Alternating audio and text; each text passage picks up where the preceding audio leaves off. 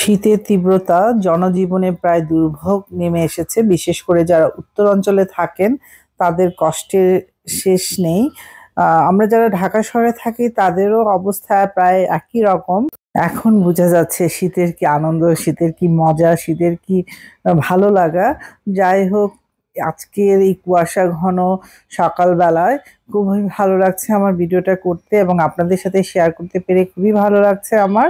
এটা আমার গ্রামের বাড়ি। হ্যালো মাই লাভলি ভিউয়ার্স, আসসালামু আলাইকুম। কাশিবের ছাদ বাগানের পক্ষ থেকে সবাইকে অভিনন্দন। আশা করি সবাই ভালো আছেন, আমারই মতো ফুল ফল এবং সবজির গাছ লাগাচ্ছেন। আজকে আমি শুধু ঢাকা থেকে গ্রামে চলে এসেছি আপনাদের সাথে একটু শেয়ার করার জন্যে। এটা আমাদের আলু ক্ষেত। যাই হোক, গ্রামের আলু ক্ষেতগুলো খুব সুন্দর হয় দেখতে। একদম সারিবদ্ধভাবে তারা লাগিয়ে থাকেন এবং চমৎকার হয়। এটা হচ্ছে ছোট ছোট সেই দেশি আমাদের লাল আলু বলে। আশা করি গ্রামের এই দৃশ্য আপনাদের ভালো লাগবে। আমি এই মেঠোপথ ধরে সকালবেলার কিছুটা ভিডিও আপনাদের সাথে শেয়ার করছি। খুবই কিন্তু ঠান্ডা, খুবই ঠান্ডা। যাই হোক, এই ঠান্ডার মধ্যে আপনাদের সাথে সকালবেলা ঘুম থেকে উঠে এই দৃশ্য, এই সুন্দর একটা পরিবেশ, পুরো কুয়াশার চাদরে ঢেকে আছে পুরো গ্রাম। যাই হোক, খুব সুন্দর লাগছে। যারা গ্রামে থাকেন তাদের অভিজ্ঞতা তো বরাবরই খুব ভালো। আর আমরা যারা শহর থেকে গ্রামে যাই এই শীতের মৌসুমে, আমাদের একটু বেশি ভালো লাগে, কারণ শহরে এতটা শীত, এতটা কুয়াশা, এতটা সুন্দর কুয়াশাচ্ছন্ন সকালবেলা আমাদের দেখার সৌভাগ্য হয় না। আমি আপনাদের সাথে সেই জন্যই শেয়ার করলাম। আর গ্রামে আরেকটা দৃশ্য খুবই চোখে পড়ে, এই যে আলুর ক্ষেতগুলো লাগানো আছে তার চারপাশ দিয়ে সুন্দর করে নানা ধরনের সবজি তারা ফলিয়ে থাকে, যেমন পালং শাক, মূলো শাক, লাল শাক, ডাঁটা শাক। আর আছে আছে কিছু মাঝে মাঝে পেঁয়াজের চাষ করেছে, কেউ কেউ রসুনের চাষ করেছে। মানে পুরো গ্রাম জুড়ে এখন শুধু সবুজের সমারোহ। আর একদিকে শুধু হলুদ আর হলুদ, হলুদের সমারোহ। যেটা সরিষার ক্ষেত, সরিষার যে গন্ধটা নাকে ভেসে আসলে যে কারো ভালো লাগবে, মানে খুবই সুন্দর একটা চমৎকার একটা স্মেল। আমার তো বেশ ভালো লাগে। কার কার ভালো লাগে একটু কমেন্ট করে জানাবেন। এই পাশটায় যেটা দেখতে পাচ্ছেন এটা হচ্ছে রসুনের চাষ করা হয়েছে।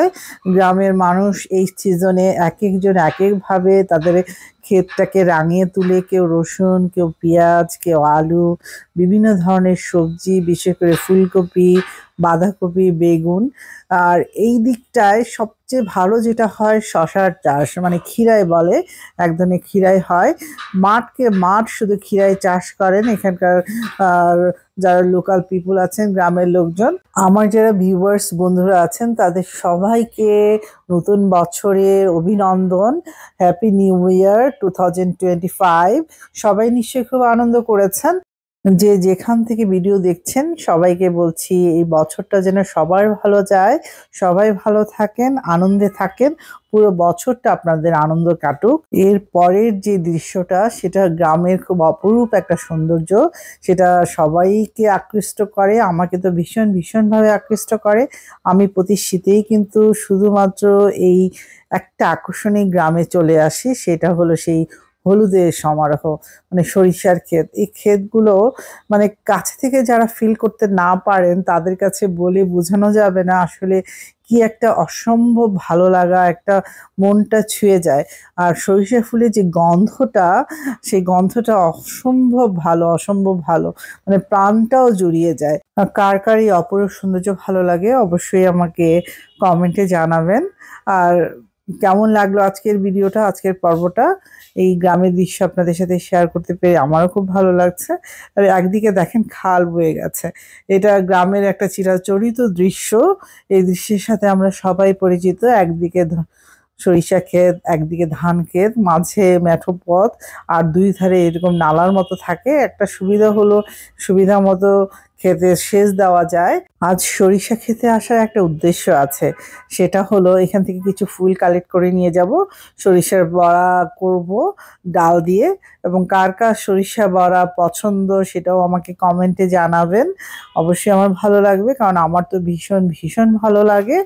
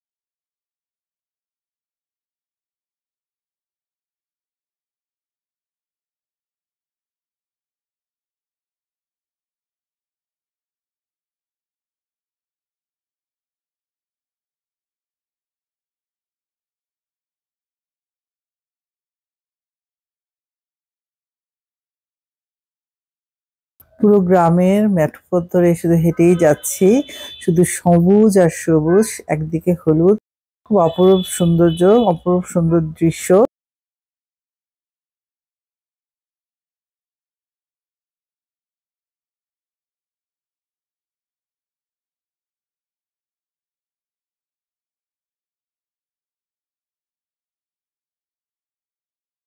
এই তো আমি হেঁটে হেঁটে গ্রামের মেঠোপথ ধরে সামনের দিকে এগোচ্ছি।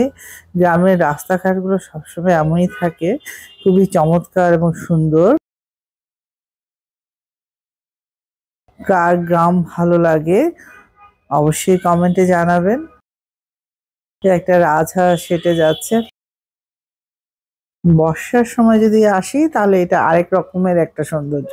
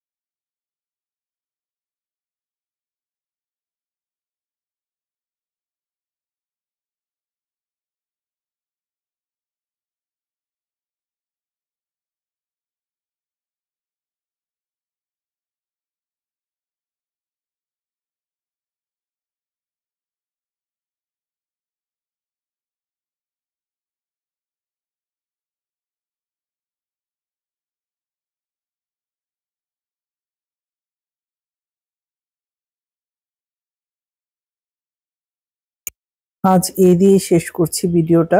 সবাই ভালো থাকবেন, আমার জন্য দোয়া করবেন। আর যদি ভিডিওটা ভালো লেগে থাকে অবশ্যই কমেন্টে জানাবেন। আর যারা নতুন ভিউয়ার্স আছেন তারা অবশ্যই চ্যানেলটিকে সাবস্ক্রাইব করে রাখবেন।